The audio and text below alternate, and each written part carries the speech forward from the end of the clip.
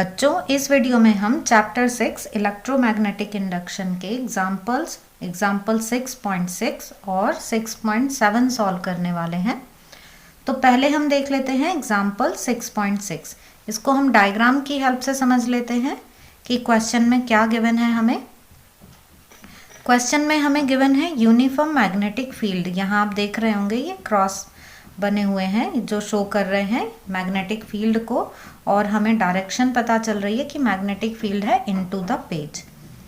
अब इस uniform magnetic field में एक मेटल की रिंग रखी हुई है इस तरीके से, जिसकी रेडियस है r, और इस मेटल की रिंग में एक मेटेलिक रॉड रखी हुई है, और इस रॉड की लेंथ इस मेटल की रिंग की रेडियस के इक्वल है।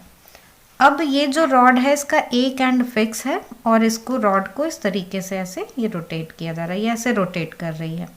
तो जब रॉड इस तरीके से रोटेट करेगी मैग्नेटिक फील्ड में, तो वो मैग्नेटिक फील्ड को कट करेगी। ये यूनिफॉर्म मैग्नेटिक फील्ड है इनटू द पेज, और रॉड जो है वो इस तरीके से रोटेट कर रही है, तो फिर वो मैग्नेटिक फील्ड को कट करेगी। और जब भी ऐसा होता है कि कोई कंडक्टर मैग्नेटिक फील्ड को कट करता है, तो वहाँ एक पोटेंशियल डिफरेंस क्रिएट हो जाता है। मीन्स ये जो रॉड है इसके एंड के बीच में एक पोटेंशियल डिफरेंस बनेगा।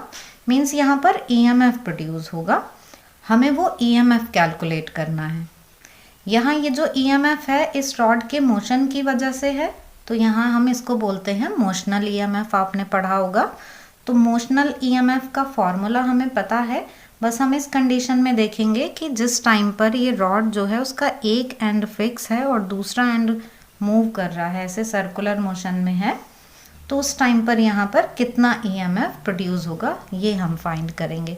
हम इस क्वेश्चन को दो मेथड से सॉल्व करेंगे। फर्स्ट मेथड में हम ऐसा करते हैं कि ये एंड यहाँ पर फिक्स है, मतलब इस एंड की वेलोसिटी 0 है और ये v वेलोसिटी से मूव कर रहा है दूसरा एंड, तो हम इनकी एवरेज वेलोसिटी पहले फाइंड कर लेंगे और तब हम ईएमएफ कैलकुलेट करेंगे।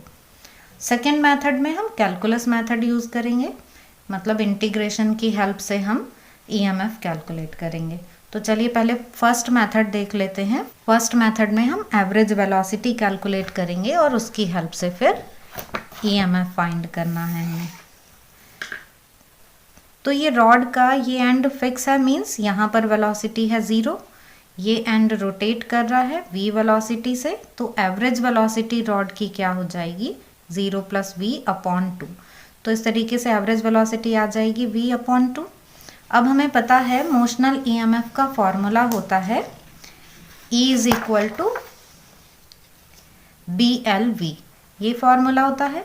तो यहाँ पर हम जो ये वेलोसिटी है इसकी वैल्यू रख देंगे। अभी हमने कैलकुलेट की कि ये जो वैल्यू आई है वेलोसिटी की ये आ गई है v/2, तो इसको हम रख देंगे v/2। और हमने देखा कि जो रॉड की लेंथ है वही स्ट्रिंग की रेडियस है, तो मतलब अब L जो है उसको हम रख देंगे r। हमें मैग्नेटिक फील्ड गिवन है, हमें ये रेडियस गिवन है, हमें ये यहाँ पर जो वेलोसिटी है उसकी वैल्यू नहीं गिवन है, तो हम क्या करेंगे v = r⍵, ये फॉर्मूला अप्लाई कर देंगे। सर्कुलर मोशन में हम ये फॉर्मूला यूज़ करते हैं ना, तो v = r⍵ पुट कर देंगे। तो इस तरह से हमारे पास फॉर्मूला जो आ जाएगा इस रॉड के लिए ईएमएफ कैलकुलेट करने के लिए 12 BR²ω, ये फॉर्मूला आ गया। अब जस्ट हम इस फॉर्मूले में सारी वैल्यूज़ रख देते हैं।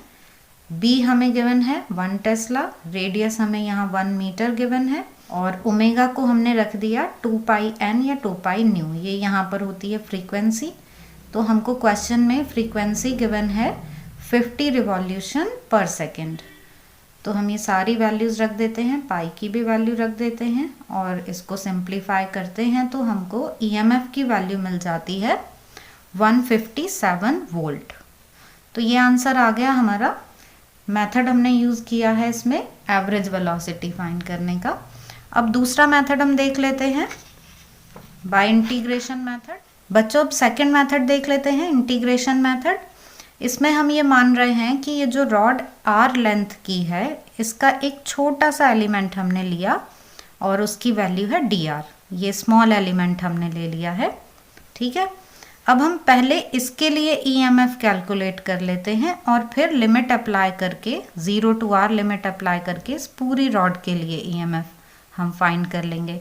ऐसा हम तब करते हैं जब वैल्यू कंटिन्यूसली चेंज हो रही हो। अब हमें पता है कि यहाँ पर जो वेलोसिटी है वो 0 है और यहाँ पर वेलोसिटी जो है वो v है। मीन्स जो वेलोसिटी है वो यहाँ से यहाँ तक चेंज हो रही है, तो यहाँ कंटिन्यूसली इसकी जो वेलोसिटी है उसमें चेंज आ रहा है, इसलिए हम ये मेथड यूज़ कर रहे हैं। तो अब हम यहाँ पहले स्मॉल एलिमेंट के लिए ईएमएफ कैलकुलेट करेंगे। तो इस स्मॉल एलिमेंट के लिए भी हम वही सेम फार्मूला लगाएंगे, E is equal to B L B. तो वही फार्मूला हमने यहाँ पे अप्लाई किया है। बस स्मॉल एलिमेंट डी आर के लिए हम ईएमएफ कैलकुलेट कर रहे हैं, तो हम यहाँ पर डी ई लिख ले रहे हैं। Formula B L V. अब यहाँ L की वैल्यू क्या रखेंगे हम, डी आर। ठीक है, तो अब E इज इक्वल टू, अब हमें टोटल ईएमएफ चाहिए तो हम इसको इंटीग्रेट कर देंगे। तो हमने यहाँ इंटीग्रेशन कर दिया इसका, तो इंटीग्रेट किया तो डी आर की लिमिट 0 to R, क्योंकि हमें पूरी रॉड के लिए ईएमएफ चाहिए ना, तो लिमिट हमने 0 to R अप्लाई कर दी। अब यहाँ V की वैल्यू हम रख देते हैं R ओमेगा। अब ये मैग्नेटिक फील्ड भी कांस्टेंट है और एंगुलर वेलोसिटी तो कांस्टेंट है ही, ओमेगा भी हमको एक वैल्यू गिवन है इसमें 50 रिवॉल्यूशन पर सेकेंड। तो ये ओमेगा और बी को हम बाहर लिख लेते हैं। अब आर डी आर का हमको इंटीग्रेशन करना है। एक्स डी एक्स का इंटीग्रेशन क्या होता है बच्चों, एक्स स्क्वायर अपॉन 2। तो ऐसे ही इसका इंटीग्रेशन क्या हो गया, आर स्क्वायर अपॉन 2, और हमने लिमिट अप्लाई कर दी 0 to R। तो क्या वैल्यू मिलती है हमें, ये B omega R square upon 2। Limit apply करने के बाद हमें ये मिल जाता है half B omega R square. अब ओमेगा की वैल्यू रख दी हमने फिर से 2 पाई न्यू, और फिर सारी वैल्यूज़ रख दी जो हमें इसमें गिवन है, और फिर जब इसको हमने सॉल्व किया तो सेम आंसर हमें मिल जाता है जो हमने एवरेज वेलोसिटी के मेथड से फाइंड किया था, वही आंसर यहाँ पर फिर से आ जाता है। तो ईएमएफ की वैल्यू 157 वोल्ट आ गई है। तो हम इसको किसी भी मेथड से सॉल्व कर सकते हैं। बच्चों अब देख लेते हैं एग्जाम्पल 6.7। एग्जाम्पल 6.7 में एक व्हील है जिसमें 10 स्पोक्स हैं। ये बिल्कुल एग्जाम्पल 6.6 की ही तरह से है, जैसे वहाँ पर रिंग थी तो यहाँ पर उसको व्हील की फॉर्म में लिया गया है, और जैसे वहाँ पर वो मेटल की रॉड थी, यहाँ पर व्हील के अंदर जो स्पोक्स हैं वो बहुत सारी रॉड्स की फॉर्म में ली हुई हैं। तो हमको क्वेश्चन में गिवन है लेंथ ऑफ ईच स्पोक। तो ये जो लेंथ है स्पोक की वही क्या है, व्हील की रेडियस भी है। तो हमने L is equal to R ये लिख लिया है। हमें गिवन है ये 0.5 मीटर। फ्रीक्वेंसी हमें गिवन है 120 रिवॉल्यूशन पर मिनट। अब ये पर मिनट है तो इसको हम कन्वर्ट कर लेंगे सेकेंड में। तो मिनट को हमने सेकेंड में कन्वर्ट कर लिया, 1 minute is equal to 60 second. तो इस तरह से हमें जो फ्रीक्वेंसी है वो मिल जाती है 2 रिवॉल्यूशन पर सेकेंड। अब हमारे पास L की वैल्यू है, हमारे पास फ्रीक्वेंसी न्यू की वैल्यू है। क्वेश्चन में मैग्नेटिक फील्ड गिवन है 0.4 गॉस, और गॉस को हम SI यूनिट टेस्ला में कन्वर्ट कर लेते हैं बाय मल्टीप्लाइंग 10⁻⁻4। ये होता है ना relation 1 gauss is equal to 10⁻⁻4 tesla. तो इस तरह से हमने मैग्नेटिक फील्ड को टेस्ला यूनिट में लिख लिया है। सेम फॉर्मूला अब हम अप्लाई कर देंगे जो हमने जस्ट अभी एग्जाम्पल 6.6 में पढ़ा था। E is equal to half B R square omega, और ओमेगा की वैल्यू हम 2 पाई न्यू रख दे रहे हैं। फिर सारी वैल्यूज़ हमने यहाँ पुट कर दी हैं जो भी हमें ये गिवन है। मैग्नेटिक फील्ड हमें 0.4 इंटू 10⁻⁻4 गिवन है। रेडियस हमें गिवन है 0.5, इसका स्क्वायर हो गया 2 पाई, ये यहाँ 2 पाई, पाई की वैल्यू 3.14, फ्रीक्वेंसी 2 रिवॉल्यूशन पर सेकेंड। अब इसको हम सिंप्लीफाई कर लेते हैं, कैलकुलेट कर लेते हैं। तो कैलकुलेट करके बच्चों हमें मिल जाता है ये जो ईएमएफ है 6.28 इंटू 10⁻⁻5 वोल्ट। ये हमने कैलकुलेट किया है एक स्पोक के लिए। ठीक है, अब हमको व्हील में गिवन है 10 स्पोक, लेकिन अगर हम ये देखें तो व्हील कुछ इस तरीके से होता है ना, ये एक सेंटर में इस तरह से ये ऐसे लगी हुई हैं ये स्पोक्स जो सर्कमफरेंस को टच कर रही हैं। अब ये व्हील ऐसे रोटेट कर रहा है, तो हम यहाँ पर देख रहे हैं कि सारी जो स्पोक्स हैं ये आपस में पैरेलल में कनेक्टेड हैं, क्योंकि इनका एक एंड सभी का यहाँ पे कनेक्टेड है और वो फिक्स है, और दूसरा एंड सबका सर्कमफरेंस से कनेक्टेड है इस व्हील के। तो इस तरह से ये जो सारी स्पोक्स हैं ये पैरेलल में कनेक्टेड हैं, और हमें पता है कि पैरेलल कनेक्शन में जो पोटेंशियल डिफरेंस है, जो वोल्टेज है, वो कांस्टेंट रहती है। इसलिए यहाँ पर नंबर ऑफ स्पोक्स जो हैं इससे कोई फ़र्क नहीं पड़ेगा कि वो 10 हो या 20 हो, जो ईएमएफ है वो इतना ही प्रोड्यूस होगा। इसलिए 10 स्पोक्स के लिए भी जो ईएमएफ आएगा वो 6.28 इंटू 10⁻⁻5 वोल्ट ही आएगा।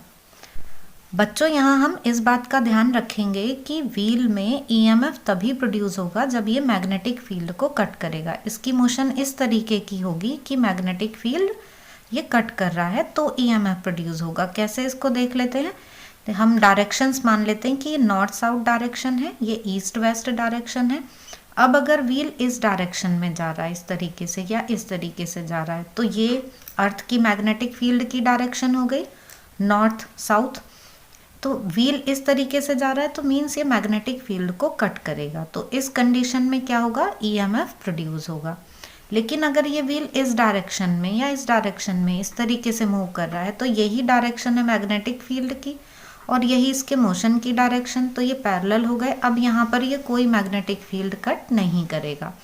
तो इस कंडीशन में अगर व्हील मूव कर रहा है नॉर्थ साउथ डायरेक्शन में, तो वहाँ पर कोई ईएमएफ प्रोड्यूस नहीं होगा। तो हम इस बात का ध्यान रखेंगे। तो बच्चों, आई होप कि आपको ये दोनों ही एग्जाम्पल्स अच्छे से समझ में आ गए होंगे। फिर भी आपके कोई डाउट्स हों तो आप कमेंट सेक्शन में पूछ सकते हैं।